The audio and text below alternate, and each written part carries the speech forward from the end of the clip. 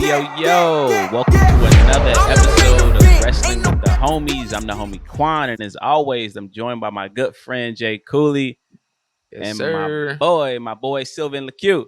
Happy holidays. Now today, fellas, happy holidays to you, my brother. Today we got a special guest. You might have known him as Top Dolla, but we dropped the top. It's just Dolla now. Ladies and gentlemen, please give it up for my boy AJ Francis. Boy, Qwan, how y'all doing, man? How you doing, man? How's the holidays treating you? I'm blessed, man. It's a good holiday season. Just been chilling. You know what I'm saying? Get some time along. Get to, recharge the battery before this new year where I'm finna go crazy. You know what I'm saying? So it's a new year and we outside. You know what I'm saying? So yeah. Outside. Yo, you say we finna go crazy, but it's looking like you are going crazy because everywhere I look, I turn on the TV and it's like AJ Francis in my face again. I'm seeing you more than I ever saw you in WWE, and it's a beautiful thing, man. It's a beautiful thing. And that's intentional, my boy. See, I could have always done this. I could have always been on every network whenever I wanted to. I could always have called up the homies like Scott Van Pelt and been a part of the show. I could have always called up Pat McAfee and been like, yo, I could have always done that. I could have always been on, Fox with the big new kickoff. I could have always done that. I could have been an ambassador for WWE. They didn't want that for me. So they get, you know what I'm saying? They don't need it. They're $1 billion company. They're making more money than they ever had. They're selling out shows. They don't need me to make money, but I don't need them to make money. Hey, right. Yo. Like that. Facts. I heard that. But first off, thank you for doing our show, man. We truly appreciate it because you could have been anywhere in the world, but you're here with us. So we love it. Yeah. Shout out Jay. But apparently, you and Sylvan know each other. How did this come about? Like, where did this come from? So Sylvan went on tour, or at least did dates with Logic, when I back in mid 2010s, and I was on the Miami Dolphins, and I knew Logic because he started from Maryland, and me and him used to do shows together at in College Park. You know what I'm saying? At the University of Maryland, we used to do the juke joints, and he would be there. And little kept secret. Logic used to go on before me. You know what I'm saying? So, hey, but if you see this, I'll gladly open up for you now, my brother. You know what I'm saying? So I've known Logic for years because we got a lot of mutual friends, and we still talk every once in a while too.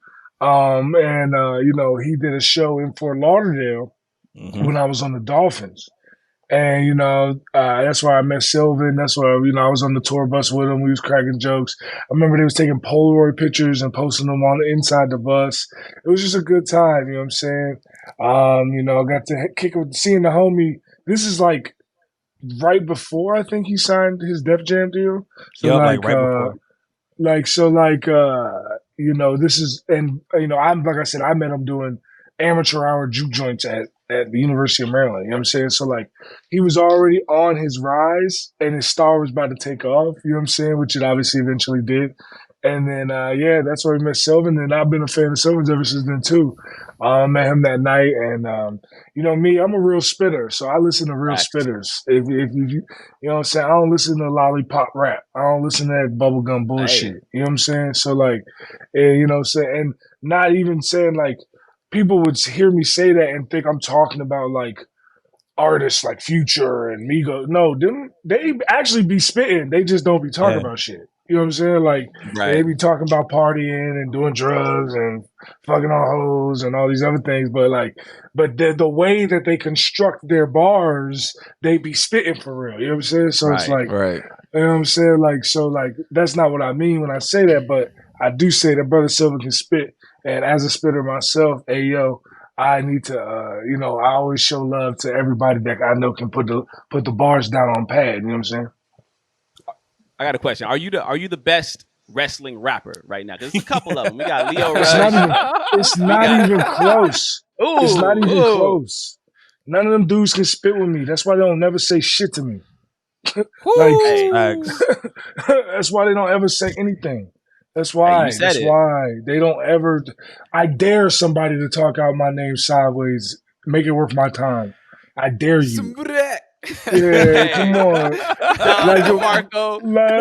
Like speaking of battle rap, we got the Battle Rumble in Tampa, January 26th, the night before Royal Rumble. We're gonna have some of the biggest hip hop artists there, some of the best battle rappers there. It's gonna be huge. It's gonna be a huge event. A bunch of wrestlers are pulling up too. And if anybody got a problem with me saying that, make sure you bring the disrespect to the Battle Rumble, bro.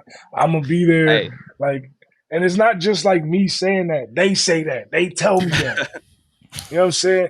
John Cena told me I'm the best rapper in the world. So what one of these dudes gonna say to me? That's real. That's real. That's real. You said it. You said it, not me. You said it. Yeah, straight up. Yeah. What they gonna say to me, dog? Nah, I'm gonna have to tap in with you for real, dog. I'm gonna be out there for the Rumble too. So I'm definitely gonna be out there. I want to see what's going down. Absolutely. Pull up. Yeah, man. So like Qwan said, man, me and you, AJ, like at the end of the day, like what we bonded on too was like the fact that we were both big fans of wrestling, right? Yeah. And like you were a huge wrestling fan. I was a huge wrestling fan. I remember you telling me straight up, like, yo, I watch wrestling every single day, every single week. Like I don't miss an episode whatsoever. And it was just, you were already great at being an MC and you already had a solidified career as an NFL player. And then just to see you actualize your dreams into being a professional wrestler is like, hats off to you, man. That's a trifecta. I just want to give you your flowers off that. Man, like, I appreciate you, brother. Yeah, man, it's hard going after one dream, let alone three. You know what I mean? Yeah, and killing all three is like, I bet. Like, people try to do one thing, man, and the fact that you've done all three successfully at a very high level, and you're still so young. It's just like, man, like you just got to give you your flowers, man. Because that's no small feat, man, whatsoever.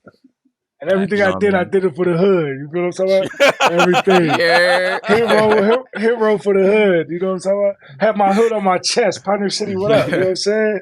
Straight up, man. All right, look, let's just get straight into it, man. I got some questions, you know what I mean? And we wanna just get straight to it, man. So look, you finally out. Out of, the WWE. You're fresh out. You're free to do whatever you want to do. We've seen you pop up everywhere.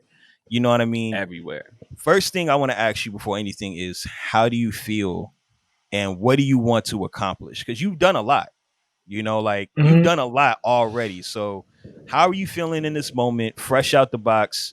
And what are you trying to do? Like, what are you looking to accomplish moving forward?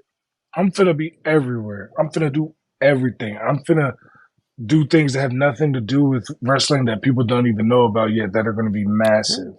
I also, on top of that, I'm finna wrestle all the homies all over the world, man. All the homies hit me up. I got people hit me up every day. Yo, I got this promotion that wants to bring you in. You know what I'm saying? Like, I am going to be wrestling with all the homies all over the world, getting money, as well as things outside of wrestling, man. You know what I'm saying? Like, the thing about wrestling is, like, I'll give you a perfect example. I'm doing the Citrus Bowl, right? On ABC on January 1st, Iowa versus Tennessee. I'm presenting the title belt to the MVP, right? So I'm doing big things with that. But real rap, though, let's just keep it a buck. Let's keep it a whole bean. Who in wrestling without the machine behind them can get that gig? It's not a whole lot, bro. That's tough. It's not a lot. It's not a whole lot. Who can get that gig? Who, without a company reaching out to another company, can get that gig? Who can get that gig off the strength? And the people that can, if he left WWE tomorrow, Roman Reigns can get that gig. CM Punk can get that gig. You know what I'm saying? There are people that could get that gig without the machine, but they're all bona fide stars. So talk to me nice. Facts. Talk to You're not nice. wrong, man. You're not wrong. And like, you bring up getting all these gigs. It's like my first introduction to you was the A&E WWE show, Hidden Treasures. And it's like, you were a rookie, pretty much standing across from like Mick Foley and Undertaker and all these legends. I'm sure that was intimidating. But again, it's like your charisma got you there. Because we didn't know. I wouldn't say it was intimidating. And you know what's funny is a lot of people think that like WWE handpicked me for that gig, when in actuality, WWE didn't want me to have that gig. Oh, wow. What actually happened was my homeboy knew one of the producers for the show because he's a Hollywood actor. And she pitched me to the production team, and the production team was like, "We want him." And then WWE was like, actually, well, he hasn't been on TV yet, so we don't want to let you have him do. And they were like, well, actually, we get to put the show together, so we want him. so that's one thing that people don't know, because the thing is that, like, people don't know this also. It's like, you met me through Most Wanted Treasures. A lot of people met me through Most Wanted Treasures, but I had been doing TV for 10 years before that. You know what I'm saying? Oh, word. Wow. Yeah, so that wasn't my first TV gig. You know what I'm saying? Right. By the time I got Most Wanted Treasures on A&E, I'd already been on ESPN, NFL Network, ABC, CBS, Fox, Vice, FS1. I mean, the list goes on and on. I could keep going. But, like, I had already been on a bunch of different networks doing TV for sports, for wrestling as well. You know what I'm saying? Like, other different avenues. I've been doing a bunch of stuff forever. I was doing... the year that I signed with WWE, I did the Super Bowl song for the Kansas City Chiefs. Now, they lost the Super Bowl, so clearly that didn't end up going platinum because they lost the Super Bowl. But had they won the Super Bowl, Tyreek Hill himself asked me to put that song together. So it's like, you know what I'm saying? Like, I've been out here. I've been doing this shit. I have been getting money. I've been one of them ones. You know what I'm saying? It's just in WWE, they want you to play a role. They want you to be who they want you to be. They want you to do opportunities that they give you. You know what I'm saying? Like, they don't want you to be able to create your own shit because they want to make you a star when they want to. But the problem is I'm already a star. So you gotta catch up. Talk your shit, man. Talk your shit. I love to see it. I love to see it. This is a confident black man right here, baby. Yeah, facts. So, and the crazy thing is, and the reason why people don't like me is because I'm a confident black man, right? I'm confident and I speak about my mind and I talk factually. But let's say a Matt Cardona or an MJF comes on and says the exact same thing. Don't nobody give that same grievance to them. Don't nobody ever talk about them and say that this guy's arrogant. They're like, oh, that's their character. Well, why got to be that I'm an asshole? Because I'm hosting charity canned food drives for homeless children. How many other wrestlers are doing that? Yeah. You know what I'm saying? And I've been doing that. I did that before I was a wrestler. So it's like, why is it I can't talk my shit, but all these other dudes get to talk their shit? I can give you one reason. Yeah, we know. We know why. We know the reason. Yeah, we know. We all got in common. Well, they don't like a Tupac in '96, running his mouth like that. They like Tupac when he's dead. Yeah. So being that you've done all of this in WWE, you started your career with the Hidden Gems things, not even to be the one that was actually picked. Do you feel that you always been this underdog and you finally is released from this 360 deal, so to speak? Yeah, yes, and somewhat. It's like all love and respect. WWE helped me get a bigger platform. They paid me a lot of money. I ain't got no problem with them. You know what I'm saying? But it's like I was even if you look at Hit Row, like Hit Row was presented like it was Swerve's idea when I created Hit Row a year before I ever got to WWE. You know what I'm saying? Like, so it was like from jump, from the day that I was just the big, strong muscle guy from jump. Right. Not the guy who actually wrote everybody's promos, not the guy who actually wrote and created the Hit Row song. You know what I'm saying? I was just seen as the other guy there. You know what I'm saying? Right. So it's like, from the jump, that's how it's been. And then even when we get to the main roster, like I got some opportunities when we first came back, but then like it just went away. You know what I'm saying? Like, it's not like I stopped pitching ideas. You know what I'm saying? I would pitch the ideas all the time. I wanted to do diss songs. Let me diss somebody, have me drop it on the internet, have it be pushed on the internet. Then when it goes viral, have a match with that person. They can kick our ass because that's how it works. We're heels. That's wrestling, right? Mm-hmm. And then move on to the next thing. Like, do it with somebody else. They finally did it one time with the OC and AJ Styles, and the video went viral. It got 1 million views in 8 hours. Right? Mm-hmm. We had the match with the OC. The OC beat us. AJ gives me a phenomenal forearm, and then that was the end of it forever. You know what I'm saying? Like, we never did it again. You know what I'm saying? So it was like, I told you what I wanted to do. It worked. it took you like 9 months, 6 months, whatever, however long it was, to just even listen to the idea in the first place. You know what I'm saying?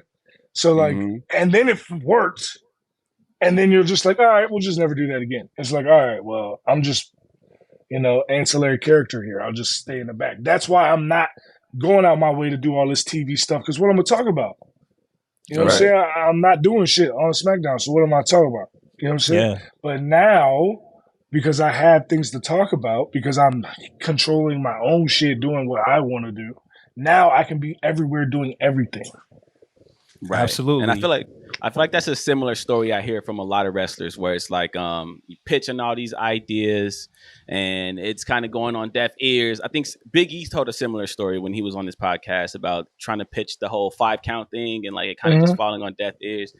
So when you get turned down so many times, like how does it get discouraging to the point where it's like, I don't even want to pitch anything anymore? I'm just going to sit here until. No, it's not even the thing that was most discouraging wasn't even the fact that, like, not everybody, but people pitch ideas and, they use some, they don't. Like, when they would use my ideas and they worked, but did not take my ideas anymore, I'm like, what is going on? What would really piss me off is when I would pitch ideas that involved other talent that talent loved. For example, I'll give you one, Bray Wyatt. Bray Wyatt, we had this idea. I'm assuming you've all seen Leprechaun in the Hood. Of course. So it's one of those movies that's so bad it's good, right? Mm-hmm. So in the movie, Ice-T finds the Leprechaun's flute and it brings him like good luck, right? But because of the good luck and the flute, and he stole the flute from the Leprechaun spends the entire movie trying to kill Ice-T and everybody involved with the flute, right? You know what I'm saying? That's the premise of the movie. So mind you, Bray and his brother, Bo, they both loved not just the idea, but they loved the movie. Like, I thought I was going to have to sell them on the movie. They had already seen the movie like 20 times.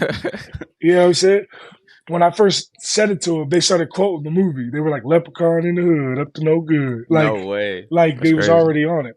So they knew what I was going for. And the idea was Hit Row stumbles upon the Firefly Funhouse, because at the time, Bray hadn't done anything within the Firefly Funhouse yet with this new Uncle Howdy character that he was doing. He hadn't done anything with it yet, but we knew eventually he would. So we stumble across the Firefly Funhouse, and we go in there, and it's like all cobwebbed up, and it's clear nobody's been there, and it's like all the stuffed animals and puppets and stuff are like face down, and like it's clear nobody's in there, right? And then so like we go and we're looking at all the stuff, and I see Ramblin' Rabbit, and I pick up Ramblin' Rabbit, right? And then when I pick up Ramblin' Rabbit, everything starts going crazy. Everything starts going haywire. Everybody, all the lights are flickering. All the dolls start yelling. Everything, like Sister Abigail wakes up. Everything's going crazy. And, it's like brothers in a scary movie. We're like, let's get out of here. So we like run away, right? So we run away, but I still have Ramblin' Rabbit. And because I have it, Lucky Rabbit's foot, it brings us luck. At the time, we was on a losing streak. Maybe we start winning matches, like getting lucky things to happen for us. But like, the whole time we're being like stalked by Bray. You know what I'm saying? Like in the background. Same thing he was doing with LA Knight, where he was like a shadowy figure is just in the background or something. Or like then some bad thing happens to one of us and we're like, what just happened? And he's like scary there. And we're like, and I'm like not giving this up.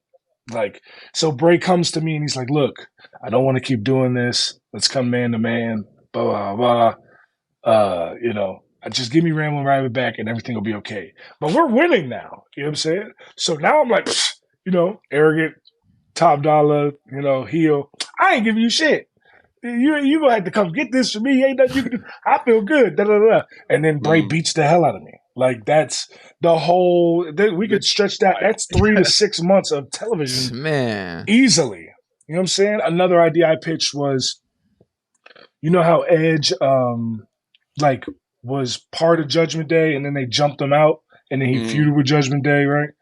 So my idea was, we have been on a losing streak, like I said, and our truth had been off TV and hadn't been being used. And the idea was, let's get truth to like be like, look, man, I respect what y'all doing as rappers. You know what I'm saying? Let me take y'all under my wing, show y'all how we can actually, be successful in this business, blah, blah, blah. And at first, I'm like, no, I don't want to do that, man. I don't want to. Our truth, he old school, man. I ain't trying to do that. And Ashante's like, yeah, man, what's this old dude gonna tell us? Blah, blah, blah, blah. And B-Fab's like, come on, man, let's hear him out. Let's just hear him out. We're like, all right, man.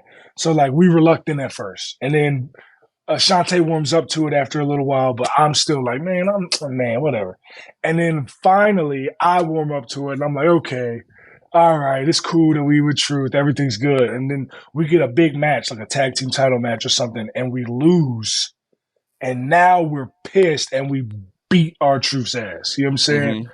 And we feud with our truth. And it's this long storyline brought out. Mm-hmm. Truth loved that idea, just like Bray loved the idea. We pitched the ideas and it just nothing. So it's like, man, those are the things that are annoying when you get there, because if someone else that they want to pushes those ideas, they're going to use them. Right. Like a perfect example is like, people don't know this. I have diss songs for everybody. And when I mean everybody, I mean people in WWE. I mean people in TNA. I mean people in AEW. I mean people in New Japan. I have diss songs for everybody. I have thousands of verses in my phone. Some of them are already recorded. Some of them already have music videos. And I just have never released them because I don't need to release them until there's a reason for me to release them, right? Right. It's just part of building a catalog for your character. One of those, when the last feud we ever had as Hit Row was with LA Knight. And so I did the LA Knight diss song after the video of us with him in Madison Square Garden went viral, had millions of views after like 24 hours or whatever. I would love to see what other videos with LA Knight have done those numbers since. And no shade to the brother. I love the brother to death, but just speaking factually. We did and 2 days, I was like, man, this is so hot. I need to do a diss song for this nigga. So I make a diss song. I make a music video. I send it to creative. They're like, we like it. We might use it this week. And I'm like, all right, cool. In my mind, might means that shit ain't gonna happen. Yes, right. Yeah, So, they come back to me a couple of days later and they're like, well, one of my lines is I was like, they say you biting off Stone Cold and The Rock, man, they did it wrong. You clearly biting off Little John. Yeah. Right. So that's like, bars. I'm spitting. Right. So clearly that's it's a good song. Right. So I got the video for it and everything.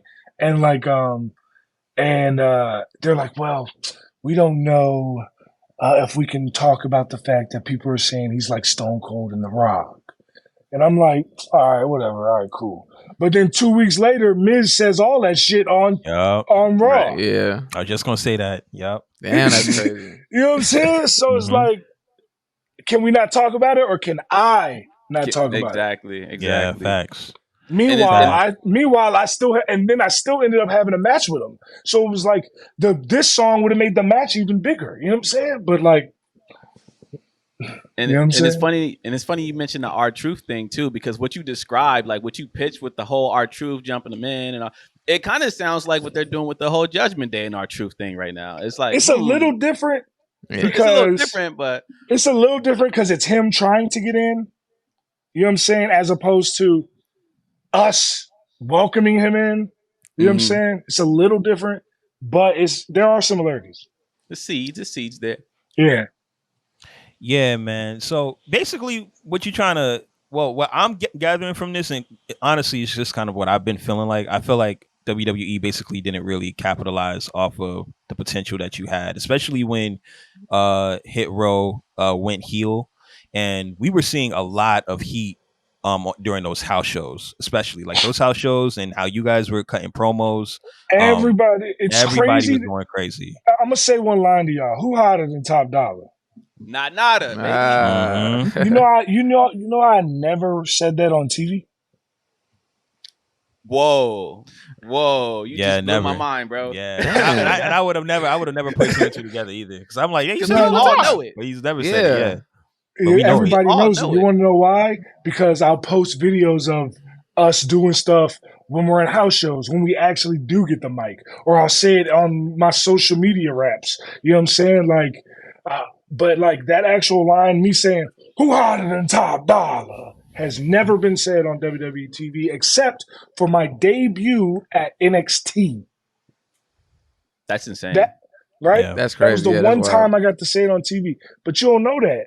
Nobody knows that. We never got the mic on TV, bro. The one time we got the mic on TV, I got to make we were in Louisiana. I said I only need 2 bars to get this show live. 2 words can beat Louisiana. Roll Tide. Boo. Major boos. LA Night music hit. Now we're on and popping. You know what I'm saying? Like that's our formula was always promo, make them hate our guts, hit whoever's music you want, and they're going to be the most over baby face of the night. And we did it with everybody from LA Knight to Natty to LWO to Butch and P Ridge. Dunn. I'm sorry, Butch and Ridge. We did it with, the New Day. We did it with the Street Profits. We did it with, Sheamus and Drew McIntyre. I mean, we did over and over and over again, but we never got that op on TV. Like, Right. so it was like, We all know why. Yeah, Clearly. man. never got that op on TV.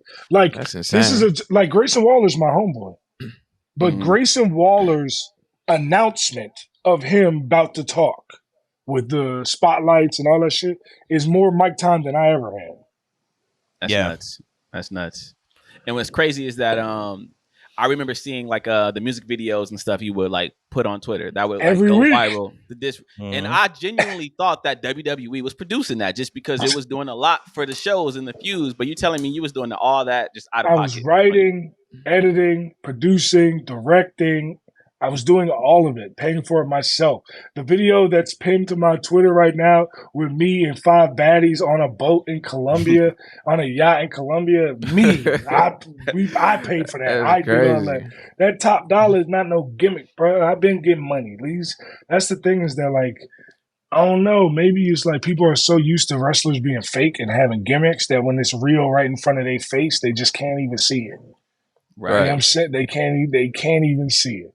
I'm a real street nigga that ended up making a lot of money and doing the things that he loved to do. And people don't even realize. You know what I'm saying? So it's like, and I love wrestling. And the thing is like, I love being a heel. Because, to be honest, in this wrestling business, like, other than like your Brock Lesnar's, your Big Show's, your Keith Lee's, other than like some of the biggest, most massive men on earth, like who can make me sympathetic while getting my ass whooped? You know what I'm saying? And who can believably whoop my ass? Like, you know what I'm saying? You know what I'm saying? So it's like, I'm big, bro. I'm not wrestling big. I'm human being big. Like, like most wrestlers are between like, especially nowadays, most wrestlers are between like 5'10" and 6'1" and like 230 to 250 pounds at most. You know what I'm saying? And I'm 6'5", 330. You know what I'm saying? That's after losing weight. So it's like, you know what I'm saying? I'm much better as a heel. And that's why when we turned heel, we were so excited. We were so excited when we turned heel. We wanted to be heel when we debuted. We wanted to be stay heels in the NXT, but we ended up becoming babyface because everybody kept singing our song. Sheesh. That's wild, man. That's really, really wild. I mean, seeing it up front, like, do you feel like anything, or what do you feel like could have been done differently in terms of like the heel turn that happened on the main roster? Because just do the same things we was doing on the house shows on TV. Do the same things we was doing in the dark matches on TV. Like, anybody who's seen us live, been at them shows, if you know anybody that's seen Hit Row live, cut a promo, and then work a match, none of them would be like, yo, they don't belong here. No, they'd be like, yo, they killed that. bro. Like we would be in cities talking shit about the cities, and then go out to eat afterwards, and people be like, "Ah, man, you guys are so great. Everything you said about the city's true." We're like, "Oh, thanks, bro." You know what I'm saying? Like we was doing it everywhere. We did it. It worked everywhere. It worked in Europe. It worked in Canada. It worked in the South. It worked in the West Coast. It worked in the East Coast. It worked everywhere. You know what I'm saying? We just never got that op on TV. Like, and that's cool. Like, they are still there. Hopefully they have something for B-Fab and Ashante. I wish them all the luck in the world. But at the end of the day, man, you ain't make me, so you can't break me. Right. Yeah. You ain't build me, so you can't kill me. Right. It's clear that they needed a little Dolla up in the creative department. Everybody was agreeing with the work. R-Truth, Bray Wyatt, even the fans, the real ones really know what's up at the end of the day. Mm-hmm. That's a ball that's dropped. Usos, bro. How about this? How about Jimmy Uso? Y'all like Jimmy's new entrance music, right? Y'all like this? Crazy. Like it? You like it, huh? You like to drop a bomb on us. You like to like drop a bomb on us. I want to drop a nuke on us right now, dog. Let me tell you something. He had one that they sent to him and it was garbage. He hated it. He sent it to me and said, "Yo, I got this idea for this music. This is what they sent me. I'm not feeling it. Can you make something for me?" I got on the phone with one of my producers. 30 minutes later, I sent him a track. It was like an hour later. Sent him a track. He loved it. He was like, "Yo, this got to be my entrance music. I got to do this." WWE said, "Nah, we can't do it." I said, "Look, I'll give it to him for free. Just put me as one of the producers. I don't even need to be paid for it. I just want the credit." They was like, "Nah, we can't do it." So what they do instead, they took Jimmy to the studio and basically had him remake the same beat with a different producer. Wow. Beat remake. You know, beat remake is hip hop. That's people doing beat remakes all over hip hop. Yep. You know what I'm saying? He did a beat remake with a dude who's not even a hip hop dude. He like an EDM DJ who really wasn't even sure what Jimmy was going for, but they basically just took the template that I provided them and then made his new track. And now everybody's like, "Yo, Jimmy's new track is hot." And I'm just like, I know it is. That's crazy. Wow. That's insane. That is the music industry 101 for that real. is music industry. Yeah. Wow. That's nuts, man. I would have never known, dog. Mm-hmm. Right, man. You know how many times I help people with promos in the back, SmackDown, people that had way more promo time than me, way more ops than me, would come to me and be like, "Yo, what do you think about this? What should I say here?" The people know. Shinsuke Nakamura told me that I have a genius way with words. That's what Shinsuke told me himself. I told him, "That's how I feel about your wrestling." You know what I'm saying? Like, you know what I'm saying? Like, Shinsuke told me that himself in a bar in Canada. You know what I'm saying? Like, in Canada. Yeah. Like, you know what I'm saying? Like, that's the homie. Like, these are things that these are the people in the back know. That's why you talk to anybody in the back about me. You talk to anybody. I mean, anybody. They won't have a bad word to say. They won't have a bad word to say. They fuck with me heavy.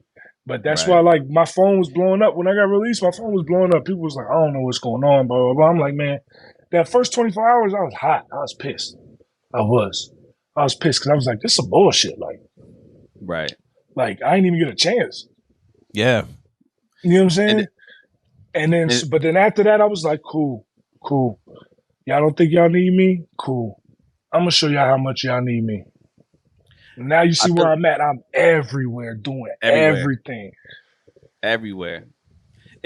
I think it was more shocking to me because Tahuti and B-Fab, like they didn't get released. Only you got released. So it was like, yeah, it's crazy, right? But and that was your creation, right? Like you created Hit Row. It's crazy, right? That wasn't WWE's creation. That's crazy, right? Right. Crazy? That's insane, huh? It's almost like it was personal. It had to be. Had to be. But like you said earlier, you kind of get that whole jacket of being difficult to work with or like being an attitude problem. What do you think that comes from? You know where this come from. Being black, confident, and successful, bro. Because if you ask anyone who's ever actually worked with me, ask the Usos, ask Bray Wyatt, God rest his soul, ask, Rey Mysterio or Santos Escobar or Bobby Lashley or the Street Profits or Natalia or Tyson Kidd or Shane Helms or Adam Pearce or ask Michael anybody. Cole. Michael Cole. Apparently Michael Cole's the biggest. Michael Cole loves me. Michael Right. Cole was hitting me up on Christmas, man. Hope you had a good holiday, man. But Michael Cole, you know what I'm saying? Ask Bailey. Ask anybody. Ask Charlotte. Ask anybody who's ever actually worked with me about how I am as a person. You know what I'm saying? Like, the only people that push that narrative is people who've never met me and see this confident black man, right, saying, oh, well, he thinks he's so good. Ain't that the fucking point? Right. Ain't that the fucking point? Ain't we all supposed to be like that? Exactly. Like, if you no one don't who's think you're the ever best, then why are you doing it? No one who's ever actually worked with me would say that I'm difficult to work with. I mean, there's stories about people in WWE going in hotels and breaking shit or getting arrested for shit or getting in trouble for some shit or saying some wild disrespectful shit or even like walking down on writers and telling them what they is and isn't going to do. None of that you never hear about none of that shit, and when you do, it don't ever have my name on it. Right. Yeah, facts. It don't ever have my name on it. I don't be getting in trouble for shit. I be staying out the way. I be yes sir, no sir, shake hands. How are you today, sir? All that shit. But still, just even if you in a Benz, you still a nigga in a coupe. You know how that is. Shout out Kanye. Big facts. Shout out to another outspoken man. Yeah, man, big facts, man. I want to shift a little bit more towards your MCing because you're incredibly passionate about the art of MCing, right? And we've already heard about how long you've been rapping for and how much you studied the craft.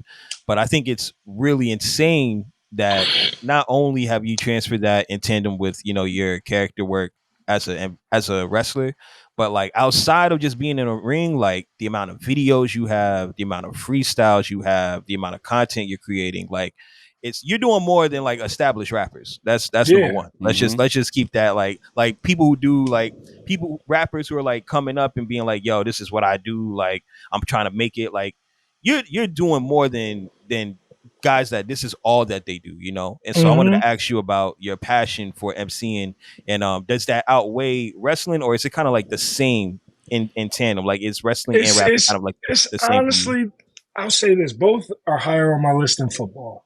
Right. But I think that they're the same because like the same way that I'll have rhymes stuck in my head and I got to write them down just to get them out of my head is the same way that I think of wrestling spots and things I can do in my entrance and, you know what I'm saying? Like things I can say in a promo. Like I honestly try to merge the two as much as I can because of how much I care about both of them. For example, a lot of people may not even recognize this, but I see this all the time. Like, you know how like Wayne is like Weezy F baby and the F is for, and he changes it all the time. Right? So I try to do the same thing with Dolla.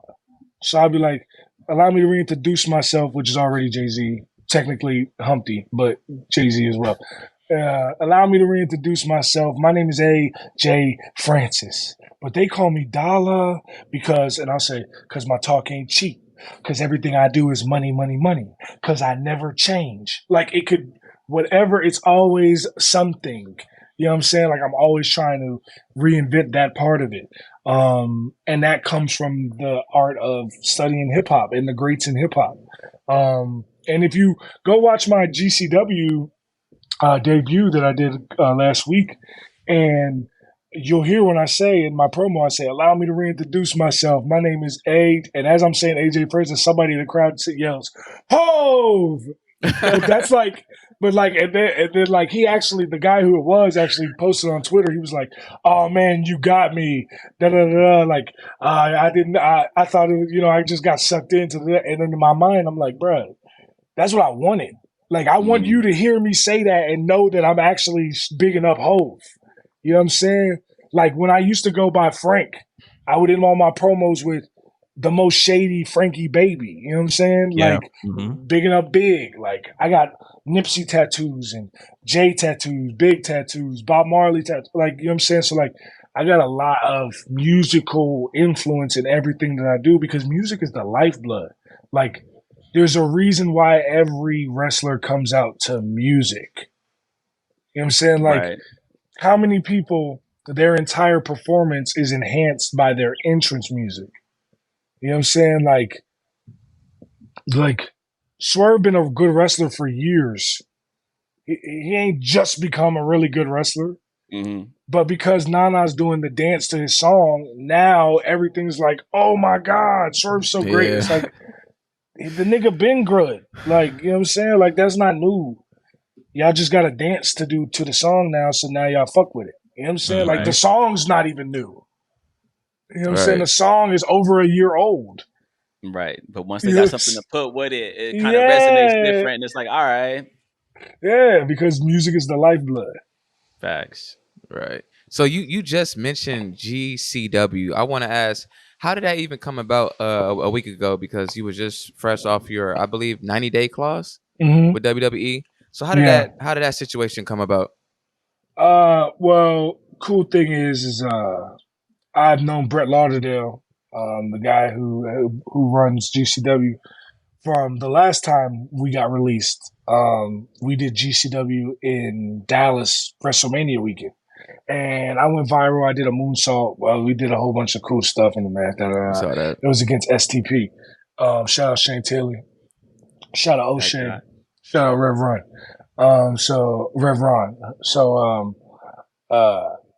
I had that relationship already, and then I checked the schedule, and like I knew that the 21st was my first day like free. So like I wasn't even like trying to do something on that day. It's not like it was in my mind to do something on that day, but I just knew that the 21st was my first day free. And then I saw that GCW had a show on the 21st. And I reached out to Brett, but at the time I wasn't even going to be in Jersey, blah, blah, blah. So I was like, it's going to be too much a hassle, blah, blah, blah. But then I got booked to do the Busted Open holiday party on the 20th and perform my new single at the holiday party. So now I'm already in New York. So now I'm like, yo, Brett, let's make it happen. And Brett loves it because we already had the idea for me to face Joey Janela. Also, who else can make Joey Janela a babyface? Don't worry, I'll wait. It's not a whole lot of people. It's definitely not a whole lot. Don't worry, I'll wait. Right? So, it all just fell together, man. And then like the reaction was crazy online and in person. It was just crazy. Cause I don't know, maybe just cause a majority of wrestling fans just aren't like, they just only know the things that they see on television. Right. Yeah. Facts. But there's this like wild narrative that like, I don't know how to wrestle when Rey Mysterio will tell me that I'm a great worker. So it's like, I think he knows better than you fucking idiots, right? So, right. You know what I'm saying? Right? So, but like, because of that, me being the first person to show up at a wrestling show, like blew people's mind. Like people just assumed that I was just not going to wrestle anymore because I wasn't out saying, oh, I'm about to wrestle. Nah, you're going to find out what I want you to find out. I'm not just, you know what I'm saying? Like, there's old school guerrilla marketing. I show up at shows and nobody knows. And then boom, I show up and people are like, oh shit, he's here. Well, he could be anywhere. Now, anytime you're ever at a show and there's any inkling, somebody can say something as simple as, man, it's hot in here. And people's like, oh shit. Is AJ gonna be here? Like, you know what I'm saying? Like, people been thinking I'm the devil on AEW for months. I saw That would be incredible. I saw that. Incredible. You know what I'm saying? I saw that. Like, people keep saying, yeah, I'm the devil. I'm like, no, I'm not the devil. Look at them brothers in them spandex. Whoever they is, they way smaller than me. Right. Yeah, no shade. Like, shout out to them, but they way smaller than me. You would be able to tell if I was the devil. That shit wouldn't blend in. You know what I'm saying? Right. I would be like, who? They'd be like, who is this big ass demon? Right. So it's like, that's the kind of thing that, like, I personally am so excited for, because I feel like even because of how I was used in WWE, people really have no idea what I'm capable of. You know what I'm saying? Like, like I've already done 20, 30-minute bangers in Trinidad. You know what I'm saying? Like, you know, I've done that. I've done crazy matches on the indies where I take an elbow drop from a dude 20 feet in the air off a ladder. Jeez. Like, I've done these things. You can find the videos on the internet. You know what I'm saying? But now I'm at a point where, like, now, thanks to WWE, and that's why I don't ever sit here and pretend that WWE didn't give me a bigger platform. It absolutely did. But, like, now I'm going to take that platform and show you I'm really him. Like, Hotta? Nah, nada. That's not like a catchphrase, nigga. That's real. Like, I'm gonna show you Hotta. In the last month, I've been on ABC, NBC, CBS, Fox, ESPN, NFL Network. Hotta, dog. Like, who's setting these things up? Who doing it? I got to talk today about, they want me to come on TMZ Sports. Hotta, dog. You know what I'm saying? Like, like. Let's talk about it. I got a single out right now with DJ Who Kid. Hotta. Like, come on, man. You know what I'm saying? Like, for real. Let's be real. Let's be real. I got some big Hollywood plays coming up in 2024. Hotta, dog. You know what I'm saying? Nada. I'm just popping my shit. And that's the thing, is me speaking the truth, talking and telling the truth intelligibly, and being able to, you know, get a message across for people to understand. People are like, oh, I don't like him. Well, if you don't like it, then boo, nigga. I don't give a shit. But it's the truth. Man. Well, it's now, do you think it's just clear? It's clear that you're very multi-talented.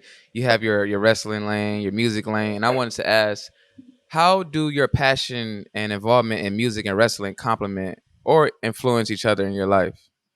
I said that kind of, but it's like, to me, like, people want. I think it's a detriment sometimes, because I really make music. I'm really an artist. I really can rap. And what people look for in wrestling from their music is, like, not that. Like, if you go look at the performance we did on the week after we came back, I said, one of my lines is, I said, I'll serve you up some Kobe beef that's 24 hours a day and 8 days a week. Like, nice that's a bar. That's a crazy bar, right? Right. Wrestling fans will tell you that Kurt Angle's battle would have killed that. You know what I'm saying? Yeah. And I love Kurt. And I love that performance he did. But, like, it's not even in the same realm. My shit is so real that, like, they don't even understand it. Like, they don't even comprehend how real it is. Like, the fact that DJ Who Kid is on my song with me, like, you know when the last time Who Kid did a drop on a single? Who? G-Unit, nigga. Like, that's bad news. You know Like, what I'm saying? one of them old joints. Yeah, like, come on, man. Like, for real, like, come on, man. Like, I really am out here with it. Like, I got respect from, you know why I drop music videos every Friday? Well, I don't do it every Friday anymore, but you know why I started dropping music videos every Friday? Why I have over 200 music videos? You know why? Why is that? Because the first one I ever did was about a situation I was in when I first left the NFL, my last year in the NFL, where I went viral. and I wanted to go. It was, and I decided to drop a verse, and I did it on Nipsey's Right Hand of God, and I dropped a verse, and Nipsey saw it and was like, "Yo, I love what you're doing. You a real artist. You got real flow, real bars. I respect what you're doing. I appreciate that you use my beat to spread this message." He was like, "Keep doing what you're doing. I'm gonna be checking in on you more often than not." And I was like, That's fire. Cool. Real He still, one. to this day, he still follows me on Twitter because of that. Like, if you go look at his Twitter, he follows me. So it's like, that happened, right? And that was like, I was like, oh shit. Mind you, I'm a huge Nipsey fan. That's why it was the first beat that I did it on. I got a mural of Nipsey in my crib. You know what I'm saying? So it's like, I was like, whoa, maybe I should do this every week. Maybe that's what I should be doing, blah, blah, blah. And that's why I started doing it every week. Because a real nigga like Nipsey was like, yo, you got it. Keep doing what you're doing. You know what I'm saying? And then he drops Victory Lap after that. You know what I'm saying? And then, unfortunately, he loses his life after that. But it's like, that's why I have a Nipsey tattoo right here, because you know how the industry is. I ain't got to explain the industry to you. Niggas don't like showing love in the industry. Straight For up. real. They don't like to show love. You can do the craziest verse on a nigga beat, and he'll pretend he never saw it. You know what I'm saying? Like, you know what I'm saying? Like, they don't do that. But for Nip to do that, another person who showed me crazy love, first time I saw him last year at WrestleMania was Snoop Dogg. Because I've done I've done a lot of my verses on Snoop Dogg beats, and you know, you tag people in them, but you don't know if they ever see him, and if they do see him, you know, he ain't reposted, so I ain't know if he even cared about it or whatever. So like, I had never met him before, so I go up to Snoop and I'm like, "Hey," and hit row. We all walk up to Snoop. We got to get a picture with Snoop Dogg. So I go up to Snoop and I'm like, "Hey, Snoop, you know," I'm like, "Nice to meet you. I'm Top." Before I can even finish saying Top Dollar, he like, "AJ, what's up, man?" I'm like, "What the fuck?" He's like, "Yeah, I be seeing the shit you be doing all the time. So the verses you be doing, man, you be killing that, dog. I love that." And in my mind, I'm like, holy shit, Snoop Dogg actually knows who I am and fucks with what I do. You know what I'm saying? So much so that after we get the picture, I turn to Ashante and I'm like, "Yo, was I tripping?" And before I could finish my statement, Ashante was like, "He knew you, dog." I was like, "He called me AJ, right? I wasn't tripping, right?" He said, "Yeah, dog, he knew you. He said he was talking about your flow and everything." I was like, "This is crazy." But like, the OGs respect me. My relationship with Who Kid started because that same WrestleMania weekend, I went on his show and I freestyled. And after the show, he put his arm around me while we taking pictures, and he was in my ear real close. He was like, "I'm gonna send you some beats, dog." And he sent me some beats. One of the beats he ended up sending me was the joint for We Outside. And it's crazy because, like, you know, Who Kid does stuff with AEW and he does stuff other stuff too. But like, you know, he tries to put rappers on all the time, but he don't genuinely always fuck with their music. You know what I'm saying? So like, for me to come flow on his show and him be like, "Yo, that was crazy." Like, you can hear him say that during the freestyle. You know what I'm saying? So like, for him to do that and then send me some beats. So he sent me like a pack of like 6 beats. And this is my dog, by the way, and he will bite your face off if you ever come in my house unannounced. So, but he sent me a pack of like 6 beats. He went to do Rolling Loud in Thailand, and you know, he has sent beats to I ain't gonna name no names, but he has sent some beats to some other rappers that you know in the wrestling industry that are not real rappers, like I tell you all the time. And he sent them some beats, and they ain't sent him shit because they ain't real rappers. You know what I'm saying? Right. But he sent me a pack of 6 beats, came back 10 days later, and I had 5 songs done. And he was like, "Yo." He was like, "How you do this?" I'm like, "Bruh, man." He was like, "Yo, I'm really listening to your tracks. These are hot." I'm like, "I appreciate you, dog." And then, like, you know what I'm saying? Like, somebody like me, like, I always knew I was dope. I always knew I was a spitter. But the problem is like, I was too talented in the sense that, like, I'm so good of a rapper that if you don't really live, breathe, digest hip hop, you can't even catch up to what I'm saying. And then on top of that, there's some people that live, breathe, digest hip hop and just see that I played in the NFL and they're like, "Oh, that nigga can't spit. He a football player." Yeah. Or, "Oh, he can't spit. He a wrestler." You know what I'm saying? So I'm fighting a 2-pronged battle at all times. But the OGs, the Nipseys, the KRS-Ones, the Snoop Dogs, the DJ Who Kids, like, they fuck with me. So, like, clearly I'm good. Right, right. And it's funny to me that like guys like Snoop Dogg and Who Kid and like these real legends show love to you, but meanwhile online it's like a dude with a anime avatar or a Kenny Omega avatar get in the comments, but you can't rap. You can't spit, you trash, you're a bum. And it's like, come on. But I got a theory, and let me know if this theory is on point. So I feel like a lot of this backlash from fans started when you had a back and forth with the Young Bucks. And That's it wasn't exactly even where nothing it started. serious. And it wasn't nothing serious. You kind of question whether they were real sneakerheads or just. And dudes that's the with craziest sneakers. part. I never did that. That's the craziest part. It was really that's MVP. how the narrative started. It was really I never did that. I That's never crazy. named names. I never said it. First of all, it was just a joke about sneakers. Right. That's the first thing. By the way, the joke was like, these dudes wear Jordans on camera, but they wear Asics and Vans. But y'all don't have that conversation. Nigga, I wear Asics and Vans. Same. You know what I'm saying?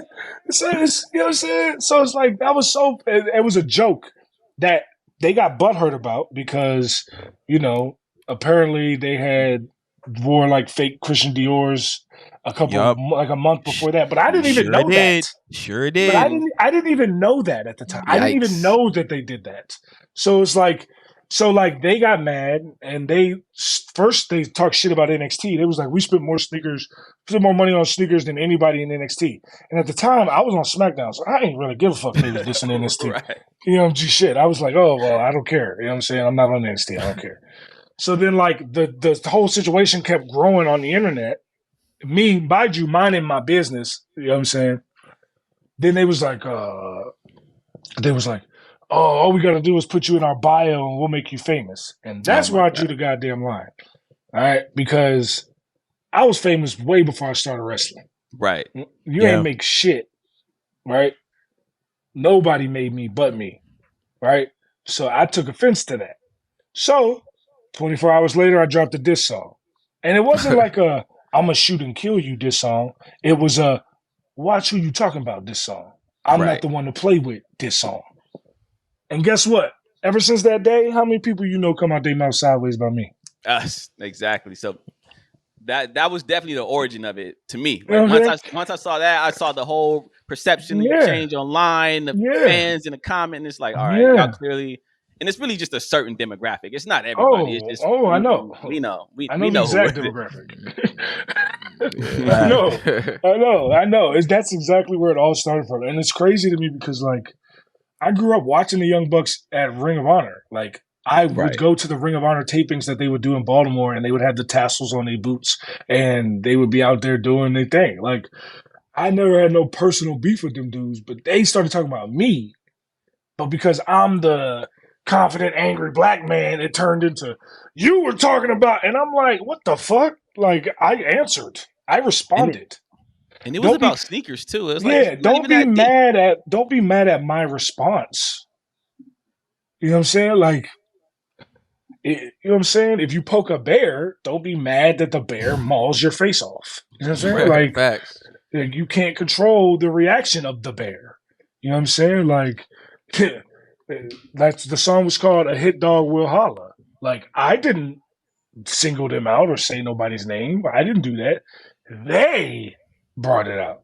But because of who I am and how I look, it became, look at him starting this up. And I'm like, that's always been crazy to me. The whole thing's always been crazy to me. Because it was like, I didn't start shit. You know what I'm saying? I said a joke on Twitter about no one. About shoes. Yeah, about sneakers and about no particular person. And because I then didn't let somebody talk about me who never met me a day in their life pretend that they made me, now I'm an asshole?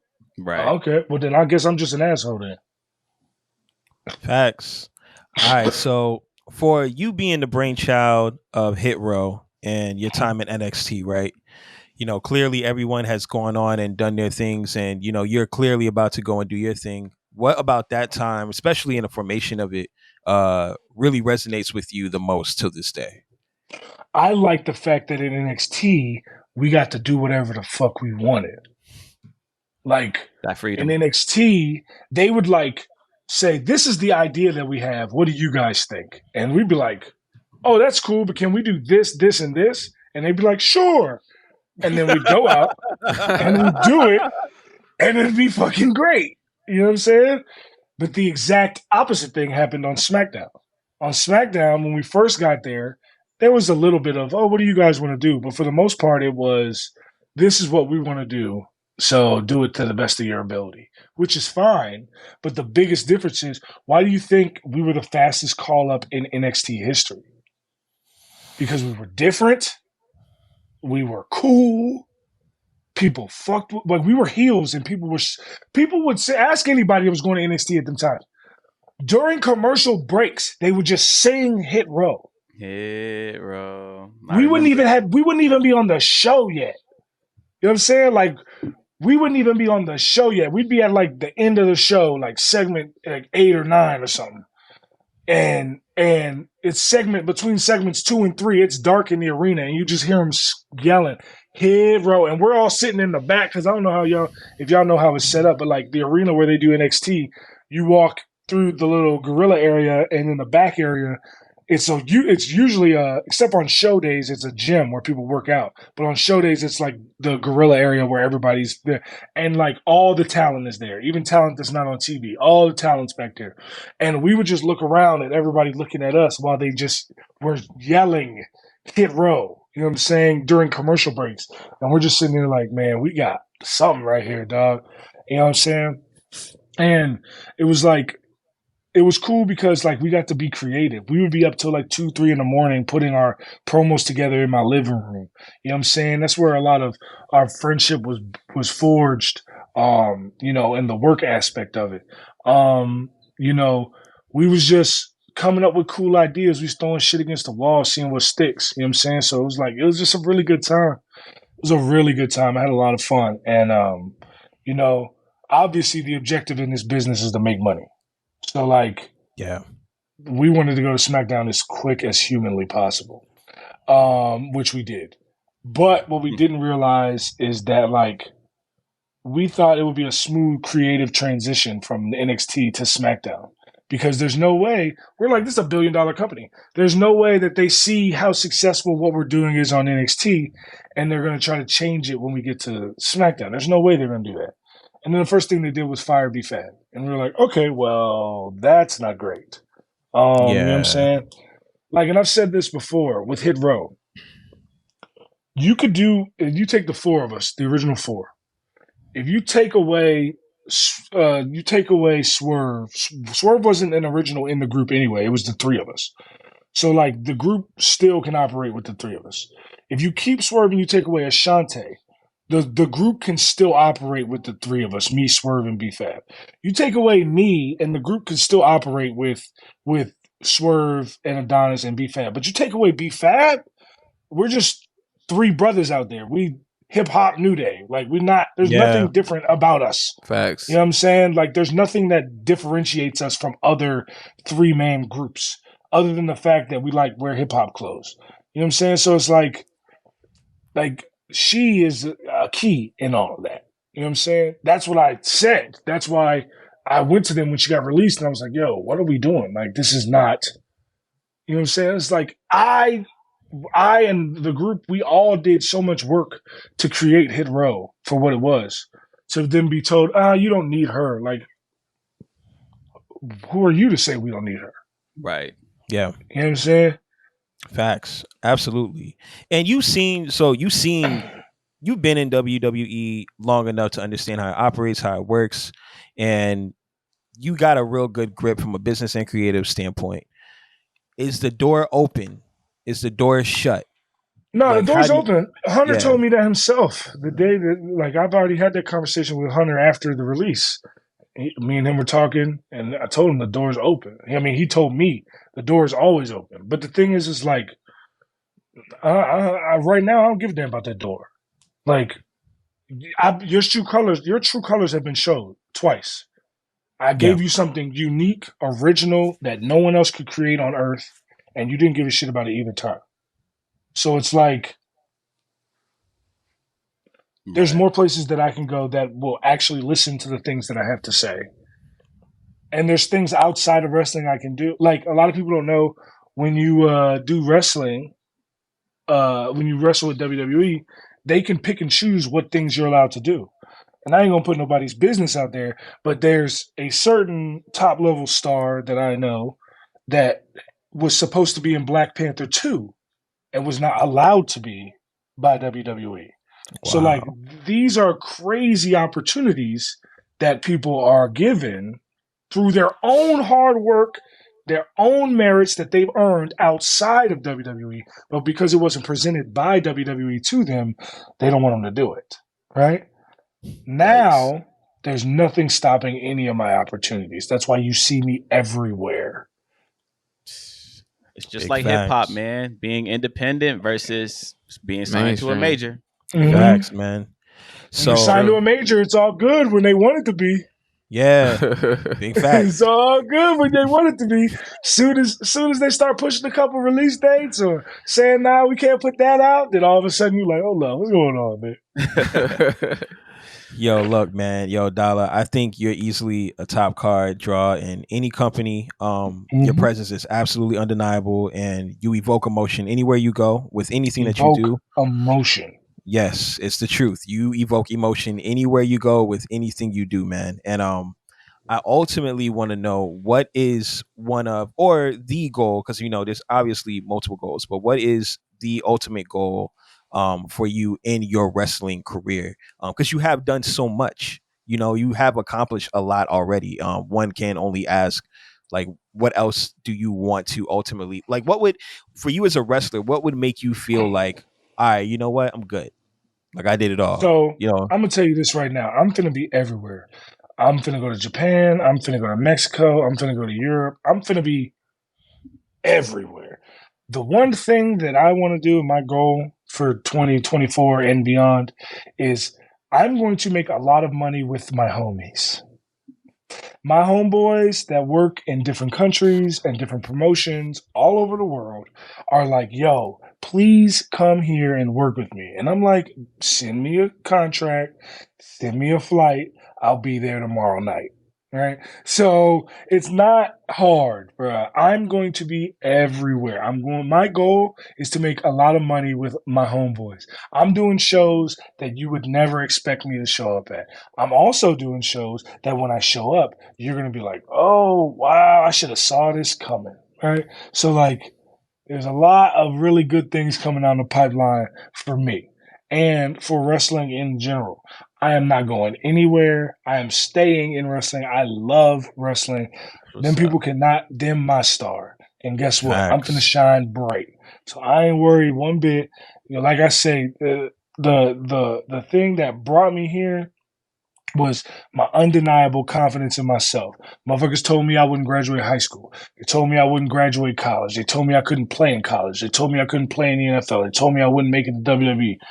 They told me I couldn't make music. They told me I couldn't have an album. They told me I couldn't have 3 albums. They told me I couldn't make money. They told me I wouldn't be a millionaire. I don't listen to people who tell me what I can't do, bro. Right. I just do what I know I can do. Facts. So look, man. So we would love to sit here and talk to you all day, man. But obviously, you definitely have things that you got to do because, like you said, you're gonna be everywhere. So we're gonna let you get out of here. But before I do, I just want to ask you about the canned good giveaway that you did earlier in this month because I feel like it's important that we highlight that giving back is important, especially with us being Black men. So can you talk a little bit about that? Yeah. So I grew up in Sylvan, Maryland. It's right by Fort Meade, Maryland, which is one of the biggest and most well-known Army bases in the world, right? And they have a shelter across the street for homeless families and children. And most of the people in the shelter actually are children. Like, at one point it was, I don't know if it's still this way, but like when I was working with them years ago, I've been working with them since I was in high school. My dad used to have me go work with them. Like, the majority of them there are children. So like it's like 80% children, and they need food, they need diapers, they need baby wipes, they need all the things that you can imagine a shelter full of families would need. So 7 years ago, when I was still in the NFL, I started. Well, I had done the canned food drive for a while, but I made it my event, and I started doing it at the University of Maryland the last home game before Thanksgiving, and had Maryland fans bring out canned goods and stuff to take to the kids and the families at Sarah's house, which is the name of the shelter. And I take a lot of pride in that event because like I could have been there. Like I know people that have lived there. You know what I'm saying? Like had to live there. And so like that's a major part of my community and nobody's looking out for them. You know what I'm saying? Nobody is looking out for those people. So like even to be able to give back to them makes me feel good because it's like I'm doing it for my community. You know what I'm saying? Like I'm not doing it for the accolades or the press or I'm doing it because it's my community. And that's why I never used to put like what year it was. Like this was the 7th annual. I never used to put what year it was. But when I got into wrestling, like I said, the fans are full of people who don't know what the hell they're talking about, right? So it's like these are, oh, he's just trying to do this to make people like. I'm like, bro, I've been doing this before I ever wrestled. You're an idiot. You know what I'm saying? Like, you're an idiot. So like that's why like I go out of my way to try to help my community, man, because we need it. I mean, we need it in our communities, and I've been blessed with a life that like everybody that I know from my community and 99% of people on earth would die for.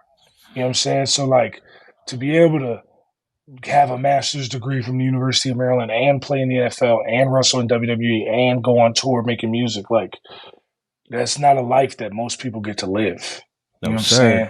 Right. You know what I'm saying? Yeah, and not to mention all the hours and hours of television work I've done. You know what I'm saying? So it's like this is not a life that people get to live, and I don't take that for granted. I appreciate everything that I've been given and the blessings that have been bestowed upon me, and I try to give them back because I believe blessings and money are very, very similar in the fact that, like, I don't know what it is. Every time in my life I've ever given money away or made sure I did some blessings, I got more back from the universe. Like, it's just the way that it works. I helped somebody out of a spot that they were in a couple weeks ago, gave them a couple $1,000, and then boom, Cheez-Its falls right in my lap. You know what I'm saying? Like it's the universe rewards those that deserve it. And I've been very blessed to be in the position that I'm in, and I'm very grateful to be able to give back. Absolutely. Well, AJ, we definitely appreciate you coming through and showing love to your boys. Trust me, you got 3 supporters over here. We love the fact that we're seeing you everywhere we look.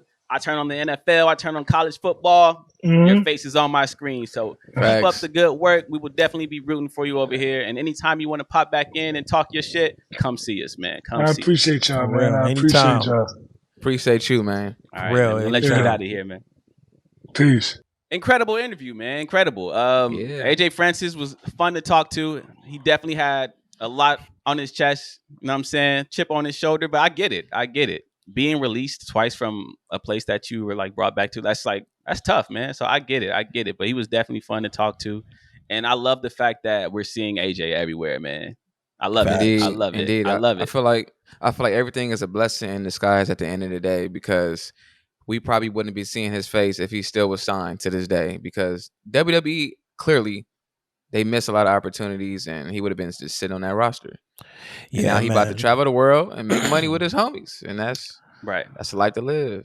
I think the biggest takeaway I got from this was, confidence. And then not only that, being like a black man and being confident everywhere you go, and being in the WWE, which is, let's just keep it a stack, predominantly, white, and being that confident and being that outspoken and that vocal about what you believe in. I mean, it just goes to show, like, he was a star before he even went in there, and he was a Right. star coming out of there, you know? So nothing is really going to dim his light. And I took a lot from that, man. I really did. Facts. That was an incredible That was dope. interview. I'm really glad he gave it up like that. Yeah, for sure. I think I want to say one of my biggest takeaways was the fact that, you know, when you get knocked down, you just get back up and just keep going, man. Because, like, we've all been in positions where something didn't work out. Something Facts. that we had all our chips into just didn't work out the way we thought it would. And, you know, we had to go back to ground zero and build from the ground up. But at the end of the day, you just got to get back up and keep it moving, man. You got to get back up and keep working. And that's what AJ is doing, to be honest. Like, the fact that Who Hotter Than Top Dolla, not Nada, was never on TV, that went straight over my head. Never realized that. That's crazy. Never realized it, dog. We all know the quote. But that went completely over my head. I did not realize that was not something that he was saying on TV every week. Sheesh. Yeah, but bro. we picked up on it anyway, man. You know what? That's called work, brother. That's called work. Yeah, man. Putting that work in.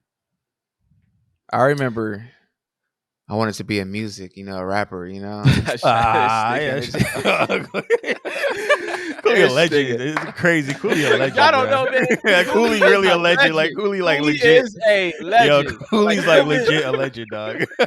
Like, if you're not from LA, you would not understand. Cooley is a legend out here. I had to stop that. I'm into film now, you guys. So that's my lane right now. You feel me? Nah, you a legend, man. You a legend, man. Hey, we all legends, man. We all legends, man. Facts. We all legends in our own right. What am I a legend for? Having sneakers, bro? I'm just man. playing. Your closet. Dumb dog. He's having sneakers. But yeah, man, that was a fun interview. That was dope, man. That was interview number 3, right? Who did we have? We had Big E. We had Xavier Omar. Xavier. We had Dolla. Damn Fool join us for the rundown. And we got Dolla. We got Dolla 2024, man. Who knows who's next, man? Who knows who's gonna come on this podcast? Look, we're working. We working. I want everybody. Yeah. I want Ricochet. I want Mr. Ricochet Anderson. gotta come. Yeah, Mr. straight Anderson, up, you man. follow us on Instagram, man. You follow us. You DM me every once in a while. Come on the podcast, man. I know you pull up. Man, we gotta get Zac Efron. I know you're busy. Man. Wait. Zac Yo, Efron. low key though, yeah. Or the dude that played Rick Flair. Oh, Nah, we don't want him. Y'all want to talk about that? Y'all want to talk about Iron Claw for a sec? Let's talk about it, man. Listen, 10 out of 10, except for the Ric Flair part. So look, man. That Ric Flair part was terrible, dog. I was like, the I was dialogue sitting was fire, there though. like, yo, nah, this isn't as bad as I think it is, right? Like, I'm just tripping. Okay. Like, as it went on, I'm like, oh, this is really bad. This is terrible. So the thing about first off, the movie was incredible. The homies, we saw Facts. Iron Claw together. We went mob deep with the homies. Jonathan. He ain't a part of the wrestling with the homies, but he a part of the homies. So we went to the movies, the homie, and we watched Iron Claw, and the movie was incredible. I felt the pacing was kind of weird because it was like kind of just a solid ride until the end where everything just started happening all at once. It was kind of a lot to take in, but overall, the movie was 10 out of 10. Everybody did incredible jobs. Zac Efron was incredible. Jeremy Allen, that's his name, Jeremy Allen? Jeremy White Allen? Or Jeremy Allen White? Jeremy White? something. One or two. The homie that looked like Wonka, bro. He looked like Willy Wonka. He looked like Gene Wilder, bro. He looked just like Gene Wilder. He did an incredible job. That's and crazy. the pops, homie who played Fritz Von Erich, he did an incredible job. I think 10 out of 10. He's my favorite, bruh. By far. Yeah, he might get that I best him. supporting actor. My man said, "You two said, work "I it hate out him." amongst yourselves." I was like, Yeah, that was crazy. Damn. That was crazy. But everybody did an incredible job. But that Ric Flair, man, the Ric Flair, man. So here's the thing. As an actor, he did okay. Like, he was solid. He cut a nice wrestling promo. His mannerisms, the way he delivered his quotes, it was all good. It wasn't bad. It just wasn't Ric Flair. Like, as an acting job, I would say it was probably like a 7 out of 10. But as a Ric Flair impression, I got to get that like a 2. It was bad. He didn't sound like Ric Flair. He didn't look like Ric Flair. Nothing about that gave me Ric Flair. They should have had Jay Lethal just play Whiteface, man. I'm sorry. That would have been hot. Pull a Robert Downey. Straight up, yeah. Play whiteface, man, and just get up there and cut that promo, man, and make us believe. Because I don't think he was bad either, Qwan. It was just like, this isn't Rick. Like, this isn't Rick at all. Not Rick, bro. Who is Rick? this? That's The not dialogue Rick, was bro. fire though. Like the dialogue was fire. It was Yeah, just, like he was going off. Like if that wasn't Ric Flair and that was just a wrestling promo, just a random dude cutting a wrestling promo, I would have been there. I would have been like, yo, this is fire. But yeah, because it was supposed to be Ric Flair, I'm just like, nah, son, you ain't Ric Flair, bro. I do want to shout out the film crew of that movie. Whoever was the DP on this movie did a phenomenal job. Like Cooley getting in his technical bag, bruh. Like the compositions, the shots was incredible. I'm like, Qwan, you pointed out the shot where I don't want to give it away though for the people that didn't see. Yeah, the movie, I know what you're talking about when he's walking away in the background. That was insane. That was insane. Incredible shot. And then the shot when Zach is running through the ropes and the camera just, oh man, bro, I was peeping it all, man. I bet Jonathan was too. He probably was like, yo. Incredible movie, crazy, man. Incredible man. movie. One of my favorite movies. I want to say it has like a 88 on Rotten Tomatoes and like a 8.3.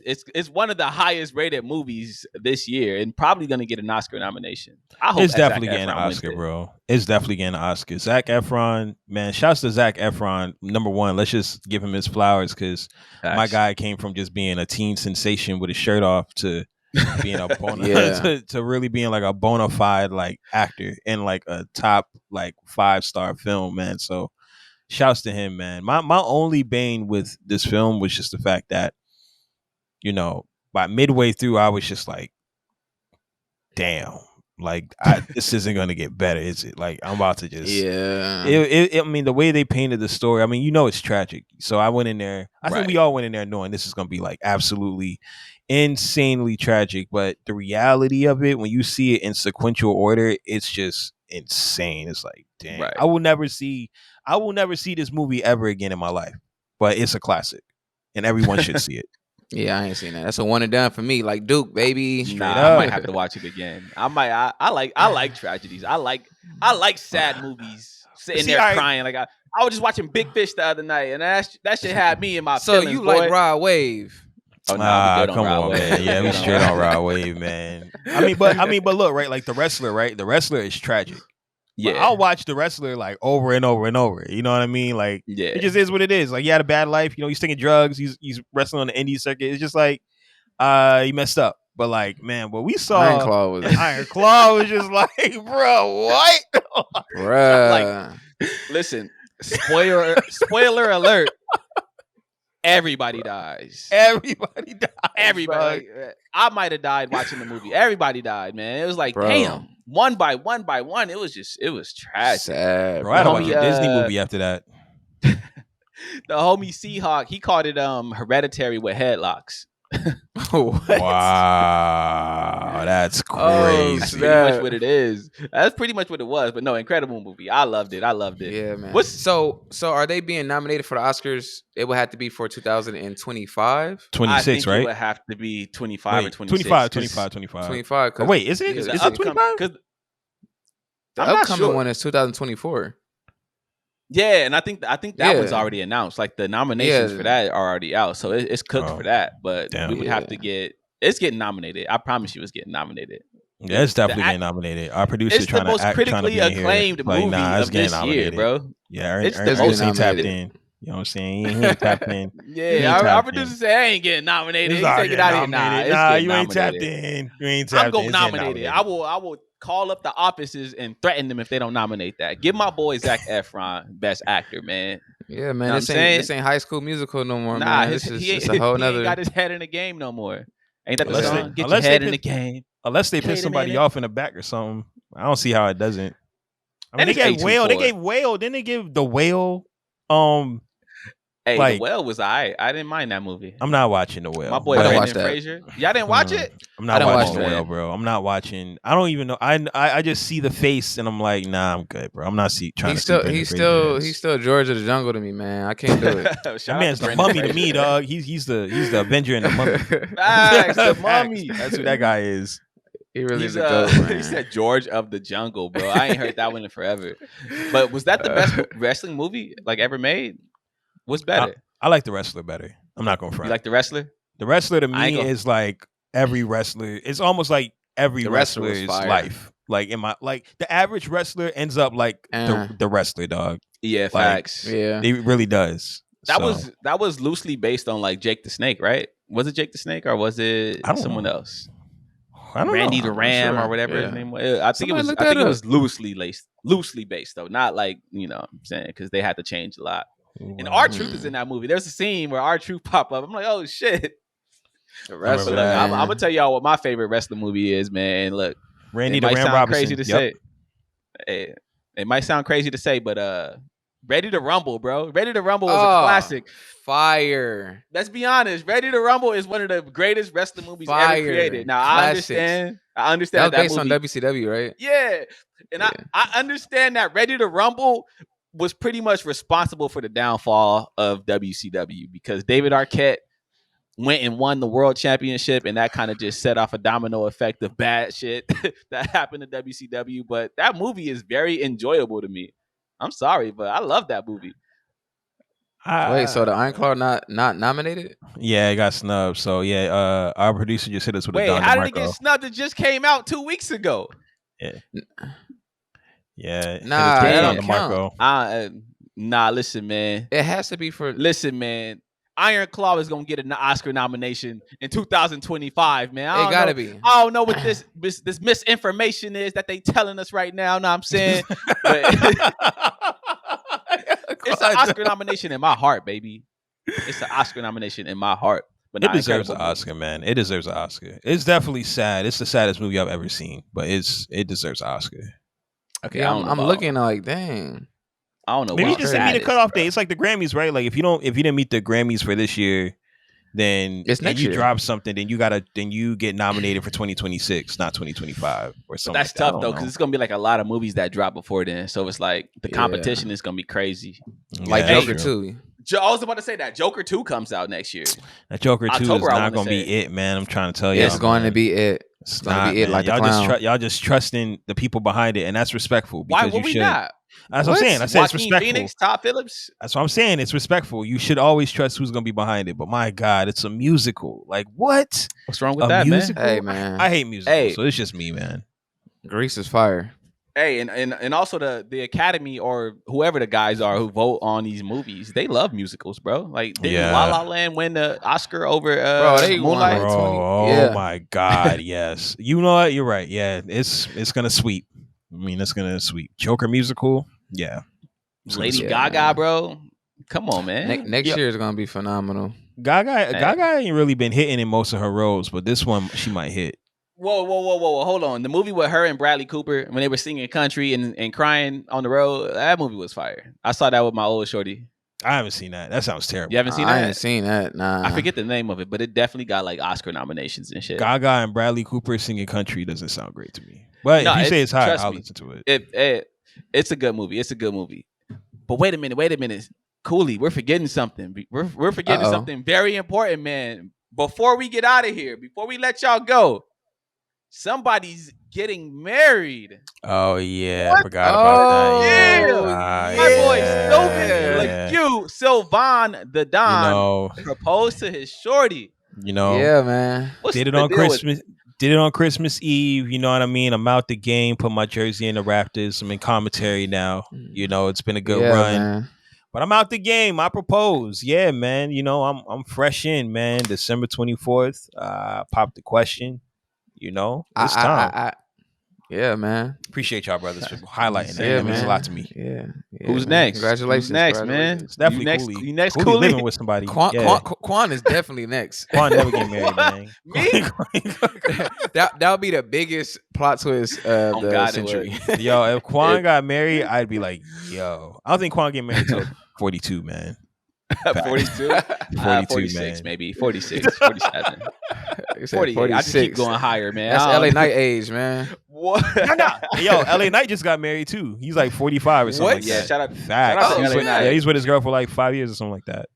Okay. Someone else just got. Oh, my boy Gunther, man. Gunther just gave. He just had a kid. His girl just gave birth, man. Look, love is in the air, man. Love is in the air. It's a love season. Love is in the air, man. But congratulations to my boy Sylvan Sylvan. Appreciate y'all boys, Yes, man. sir. Thank y'all for highlighting that. That means a lot to a brother. Yes, Of course, sir. of course. And again, before we get out of here, I just want to say big thank you to AJ Francis, aka Dolla, for blessing us with his presence, man. That was an incredible interview. I had fun. He was giving it up way more than I thought he would. He was, he was going off. You know what? What is it about? Hold on, before we go, what is it about? Because we've had like 4 interviews now, but they be giving it up on here, bro. Like, and we be watching. Because we the homies, man. They be giving it up when they pull up. We here, the homies. We make them feel comfortable, man. They comfortable around us, bro. You know what I'm saying? You ain't lying. He seems very at peace. He seems very content, happy. I can't wait for this journey for him. It's a blessing. Facts. It's a blessing, man. But shout out to AJ. Again, the door is open. Whenever he wants to come on his podcast and talk his shit, we here waiting, man. We here waiting. But until next time, this has been Wrestling with the Homies. I hope to see y'all in 2024. Make sure you're tapping in and subscribing to this channel. And that's it. I ain't got nothing else for you. I'm gone. Happy holidays. Peace. Happy New Year.